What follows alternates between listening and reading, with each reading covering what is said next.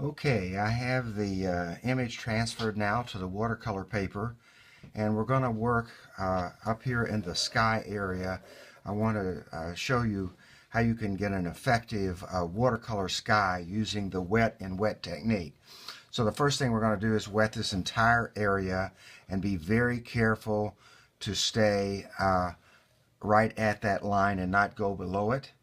And we're going to start with just water, and we're going to paint very carefully along that line and make sure that we have a clean water line to the edge.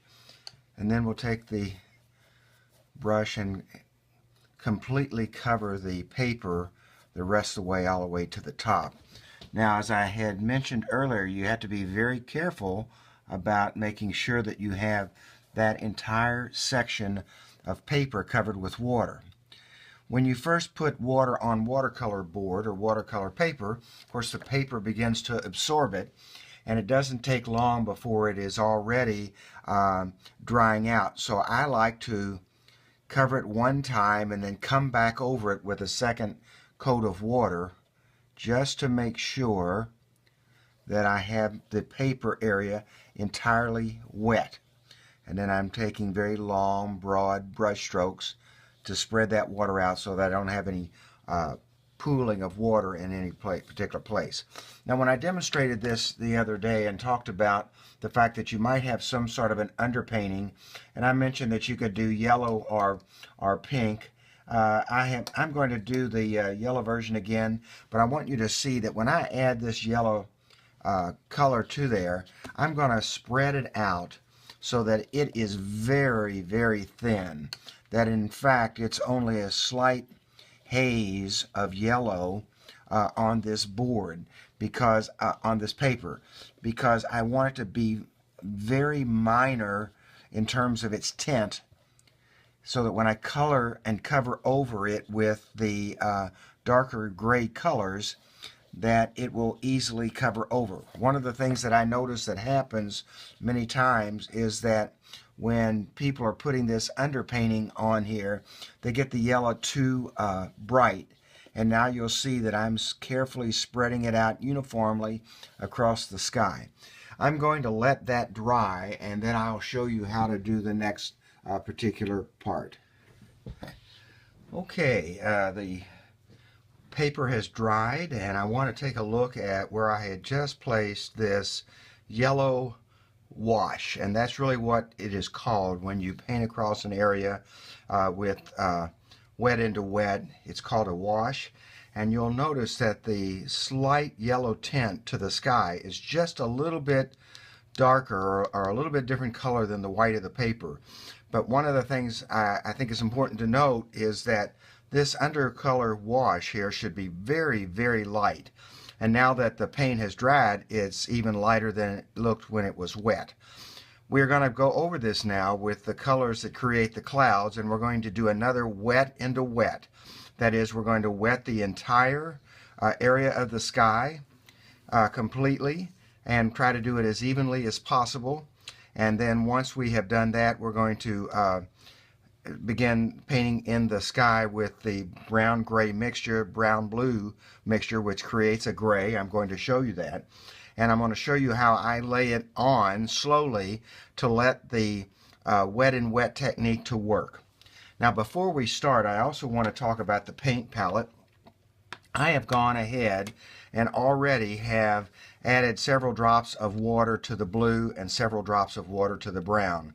And I did that so that the paint begins to get soft and begins to fill in and become a very dilute wash. I'm going to add to that water with my brush to get the initial pigments together on our paint board.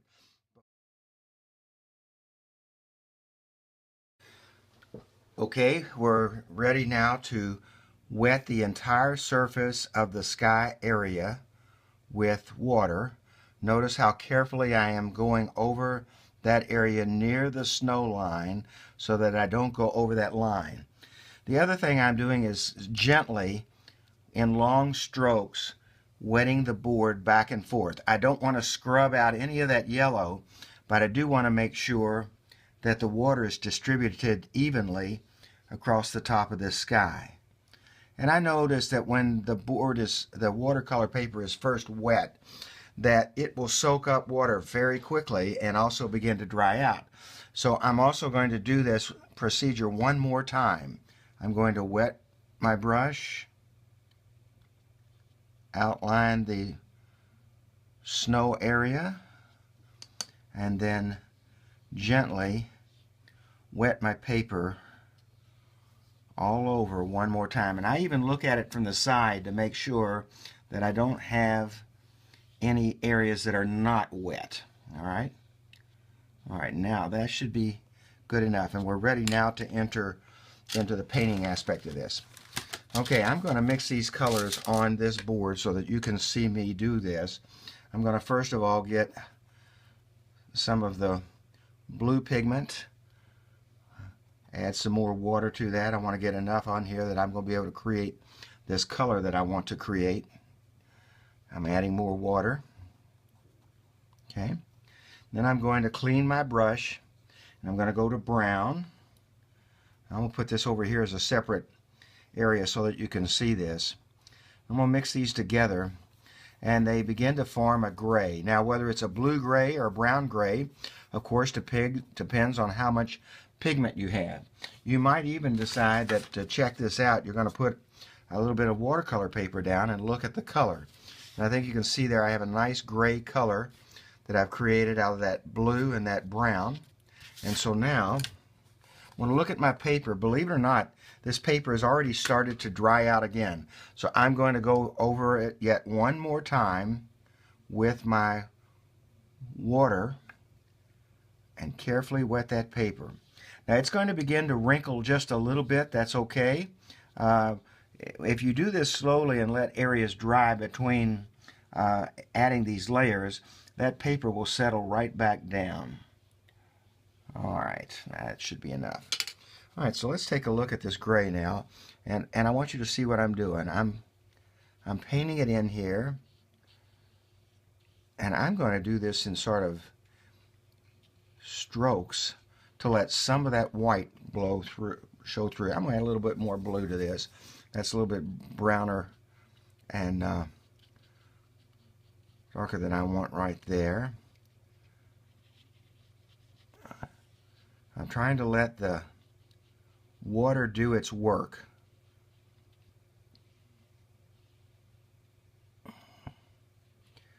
Alright. You notice there must be an area that's kind of dry there because I was getting those hard lines. But look what happens as I'm going to add a little bit more water to that. I've got it too dark. I don't want it that dark. And maybe a little bit more brown to that. As I let this water work, and I'm trying to let some of those white areas show through because I want that to be broken areas in the cloud. I don't like to do clouds straight across, so I tend to want to bring them up into the sky at an angle.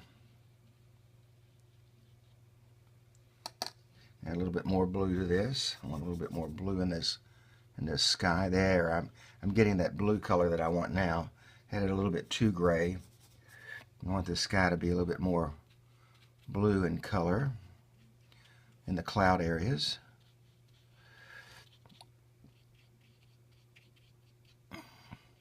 And I know that if I get too much pigment, I can always lift it out with a wet Q-tip. But I'm going to see if I can't get this in here like so. Trying to just have open areas in that sky that's going to allow some of that sunlight to show through. Alright. I can go back over areas that are wet and darken them up just a little bit if I want. I can also take my water and I can just add water and I can create some effects as well. Now watch this. As I add a little bit of water to this, I can really change. I can even lift out some color. I can begin to change that sky. Now this area, you notice how hard that edge is? That's because this area right here got too dry. I'm going back in it with just a little bit of water and see if I can lift out some of this color, but with a softer brush stroke. Now I think you can see this is beginning to look more like a stormy, cloudy sky with some areas of light showing through the clouds. Now this is like to taste. I mean, you know, you're doing this according to the way it feels right for you.